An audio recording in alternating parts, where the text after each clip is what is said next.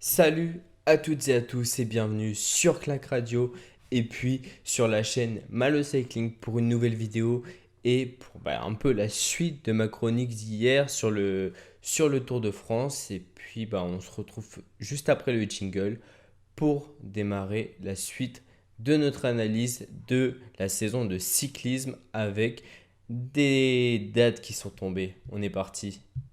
Clac Clac, Radio. Bagneux, sur écoute.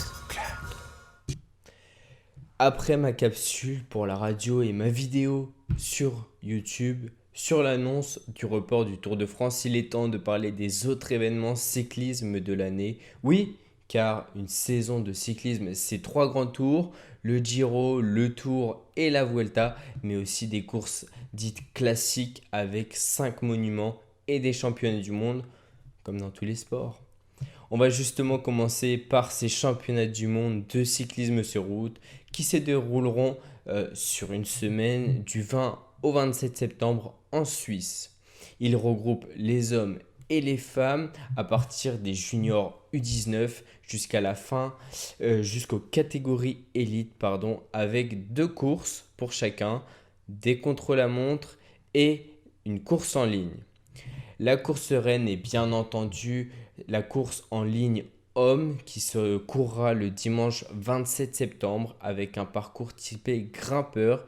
Il faudra donc avoir fait le Tour de France pour pouvoir espérer un bon résultat. Alors sur ces championnats du monde, il n'y a pas de changement. Les dates n'ont pas bougé, l'ordre des courses ne va pas bouger non plus. Donc là, on est vraiment sur le calendrier original de la saison 2020. Comme je l'ai dit auparavant, enfin il y a 2 minutes, le cyclisme a 5 monuments, 5 courses sur une journée, donc c'est vraiment 5 courses uniques.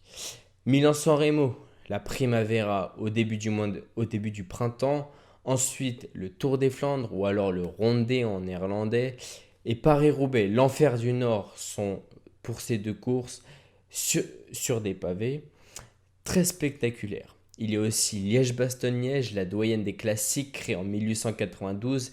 Et pour finir, le Tour de Lombardie, la classique des feuilles mortes, le dernier monument de la saison et l'une des dernières courses de l'année. Ces courses qui s'étendent normalement tout au long de la saison vont cette année exceptionnellement être regroupées en un mois.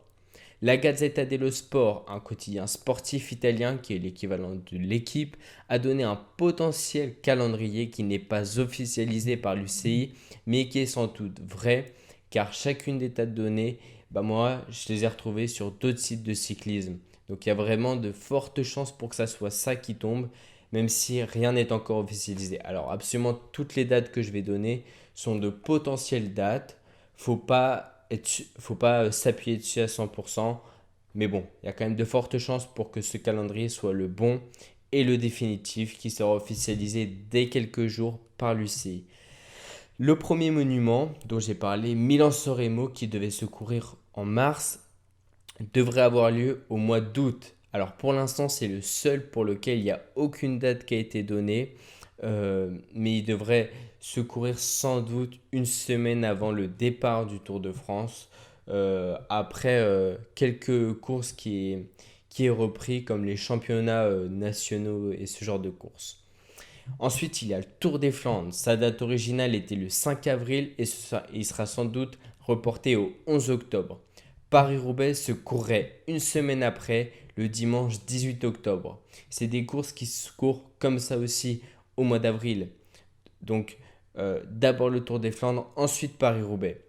Euh, et justement, ces courses qui se courent au mois d'avril chaque année sont souvent des courses sous le beau temps ou sous la grisaille, mais pas sous la pluie, puisque ça fait depuis 2002 qu'il n'y a eu aucune course, enfin aucun Paris-Roubaix sous la pluie. Pas de terrain gras, pas de terrain boueux.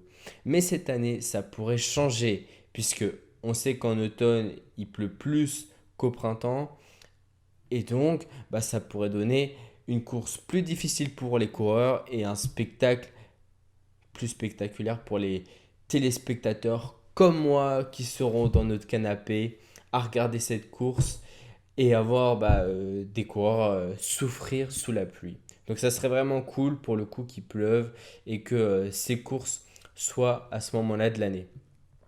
Maintenant, on va s'attaquer à Liège-Bastogne-Liège. C'est une course que je devais réaliser 24 heures avant les professionnels et ça s'appelle une Classic Challenge et tout. Donc ça, enfin bref, peu importe. La doyenne des classiques, elle doit se courir le 8 novembre. Pardon.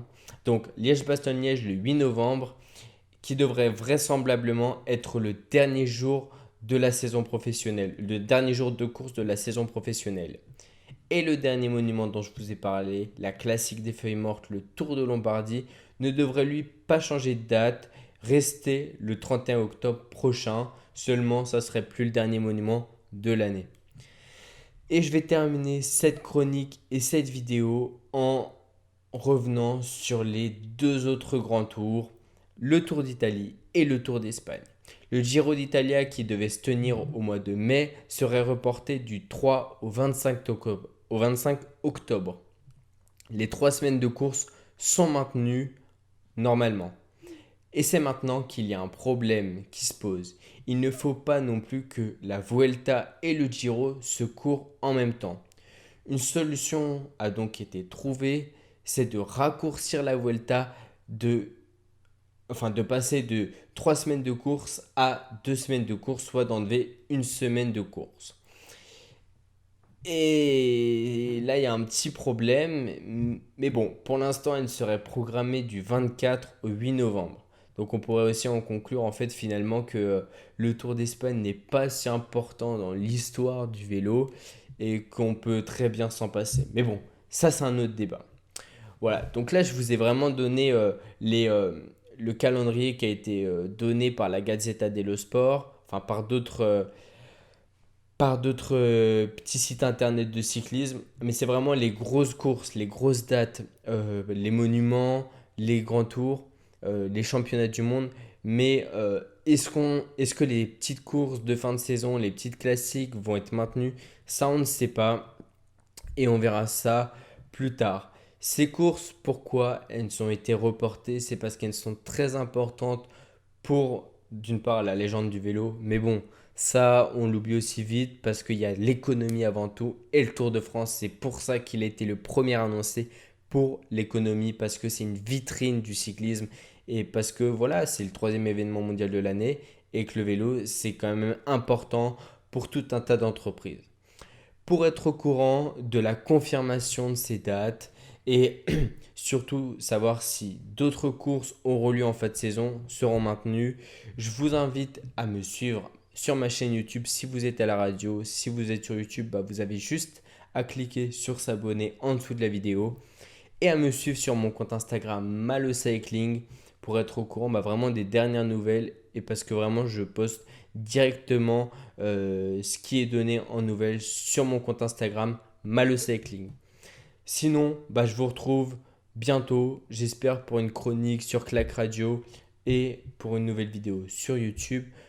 Donc je vous souhaite une bonne journée et puis à bientôt sur Clac Radio. Clac, clac. Bagneux sur écoute. Retrouvez toutes nos émissions sur clacradio.fr.